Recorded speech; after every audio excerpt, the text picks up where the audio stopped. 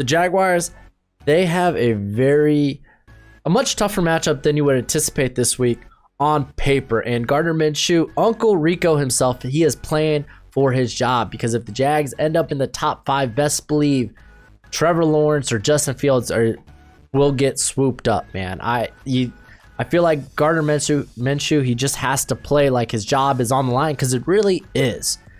So we're gonna go look into that matchup, but first and foremost, what's crack-a-lackin'? It's your boy Broshmo, just in case you did not know. So go ahead, become a bro and subscribe. Leave a thumbs up if you enjoy the content. It's always much appreciated, much obliged. I'm constantly putting out draft content. Also, the start sits for fantasy, I'm gonna not do those for the remainder of the year, just because those videos, they take a lot of time and they're just not getting traction. So I'm gonna focus on the draft content. I'm still gonna have waiver wire pickups, but feel free, if you got any start sit questions and whatnot, you could always ask, or you could join me on my streams. I'm gonna be streaming now Mondays, doing during the football game, during Monday Night Football. So here on YouTube, it's gonna be like a live reaction, and then I stream Thursday on Twitch. So for Thursday Night Football. So again, it's just like a watch along. I'm playing NCAA, watching the game. We could talk about the game, talk about your fantasy team, stuff like that. But let's talk about the Jags, because I am FTFN. Yep. Basically, I am their ambassador for the Jaguars. So I cover the Jaguars. I do these weekly previews. I kind of just go into a deep dive of what the Jaguars need to do this week to get the victory, because Miami, it was a bit of a surprise last week. They did a few it was a rough game for the tackles for Jacksonville. Jawan Taylor didn't play well. Cam Robinson, before he got ejected, didn't play well. Will Richardson was terrible.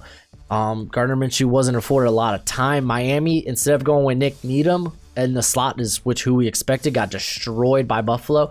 They went with Jamal Perry, who was very good. That defensive line got a lot of pressure. They got 26 pressures by themselves last week, which is the total amount of pressure that Jacksonville defense has gotten on the whole season.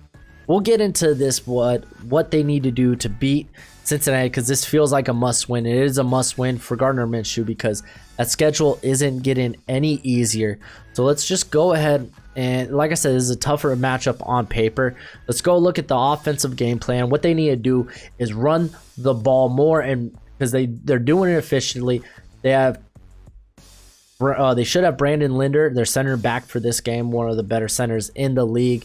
Andrew Norwell has been playing great this season, and AJ Cann has been very good as a run blocker. James Robinson, I spoke on this earlier, he loves attacking those B to C gaps when it comes to the running game. They could really take advantage of this. They need to lean on the running game more, because when they try to rely on Gardner Minshew in the second half against Miami, it wasn't working. I know they were down DJ Chark, and that was huge, but it just wasn't going off on all cylinders. So they really need to just, like, James Robinson's been super efficient. He's almost averaging 5 yards a carry. So that might be their first down option. I know Jay Gruden, he likes to throw the ball on first down, but mixing in the run doesn't hurt. It keeps the defense honest, and they should do it more. And I think, honestly, James Robinson, they should move this guy to a 15 to 20 carry per game, like, type of workload. But the thing that kind of throws a wrench in this is the potential return of Geno Atkins, one of the better defensive interior linemen in the league. We know DJ Reader is one of the better run defenders in all of football. So it might not be that easy to run the ball. So you need those interior linemen to really step up. If Atkins is not good to go, then they could Christian Covington and Mike Daniels, they've been really, really bad as run defenders, and they could really take advantage of that. It wasn't like I said, it wasn't working last week having Minshew throw the ball on the first down. They became very predictable. Did I say they weren't very effective throwing the ball on first down? They ended up getting in second and long situations, which turned to third and longs. So I think they should run the ball a lot more, especially on first down. Now, another thing, they need to get more out of their tight ends, more so Tyler Eifert, because he's got good size and good speed. They really haven't been able to take advantage of that, whether it be on the coaching staff or on Tyler Eifert himself, which, I mean, let's be honest. But they could really take advantage of whoever's playing off-ball linebacker, because Jermaine Pratt's been pretty solid in coverage. Logan Wilson, the Miami rookie, he's been playing pretty well too. But they've been playing a lot of Akeem Davis Gaithers, who hasn't done entirely well in coverage, as well as Josh Bynes.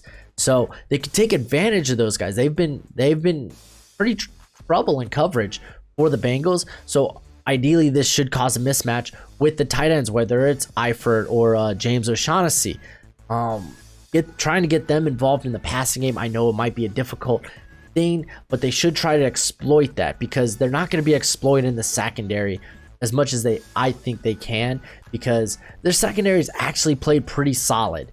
I know they get DJ Chark back, and that's going to be huge, but their secondary has played very, very well.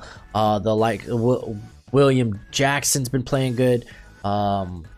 Mackenzie Alexander's been pretty solid in the slot, and Darius Phillips, he played a limited role in 2019, and he actually played particularly well. And he started the season off rough against the Chargers, but he's played much better the last 2 weeks. So I think the secondary is going to be a little bit tougher to try to exploit. So I think they really need to show a more balanced attack on offense. With that defensive game plan, because I think if they're going to win this game, it's going to actually come down to the defense. The Jaguars, they're terrible at getting to the quarterback. We talked about this. Week after week, I've been saying they need to bring extra pass rushers. They might not need to this week. Now, I talked about that they only have 26 pressures on the season, and I tried to put that in perspective with the Dolphins. They had 26 pressures by themselves last week against the Jaguars. So Joe Burrow, man, luckily they're facing the Bengals, and Joe Burrow, he has no protection. Matter of fact, they should have a difficult time even running the ball, because the offensive line has been that bad for the Bengals. They've allowed 47 pressures on the season. Burrow's been hit 12 times. And actually, due to Burrow being so good, which he has played very well, he's only been sacked 4 times despite the offensive line. So this defensive line for the Jaguars needs to step up. Josh Allen, he's been playing, he's been just building up steam week after week, but he can't do it by himself. They need to step up. And then the second thing I would do if I were the defense is dare them to test you deep, because if you're getting pressure on Burrow, it means routes, especially longer routes, they don't have time to develop. Burrow, he has to get rid of the ball quickly. Won't even get a chance to attack deep. And this season, he really hasn't been effective when trying to throw deep on throws of 20 yards or more. He's only 1 of 16. And granted, the one ends up going for a touchdown. But I'm like, you know what? I'd say, hey, this offensive line is really bad. Defensive line should be able to get pressure. I'm going to put the corners at the line of scrimmage in the face of those receivers. I would try to play short, play shallow, and be like, you know, if he's going to beat us deep, he's going to beat us deep. It's because the defensive line ain't doing their job. But I would honestly dare him to test them deep, because, I mean, if you look about, a lot of the production is coming underneath for Burrow, whether it's Tyler Boyd, CJ Uzomah, who unfortunately now out for the season, and even Drew Sample got in on it a couple of weeks ago. So I would have those guys play close to the line of scrimmage in the face of the wide receivers. Matter of fact, Andrew Wingard has been playing very well in place of Gerard Wilson, who is on IR. So that's the guy you're going to have roaming back there. He's only allowed 29 yards in coverage. So this is the one occasion where I think this is on the defense. The defense needs to be able to win the game for the Jaguars. But like I said, on paper, this matchup, it might actually look more difficult than it actually is, but this is a must-win. The schedule ain't getting any easier after this. Minshew, his his job's on the line, or at least his future job security is on the line, especially with such a good quarterback class coming out next season. So, Minshew, you got to do it, man. You got to bring it home, or else the mustache is going to turn into the Goldilocks. But yeah, that's it for the video. Go ahead, let me know what you think the Jaguars need to do, or just give me your opinions, or let's just talk. But until next time, you be easy, my friends.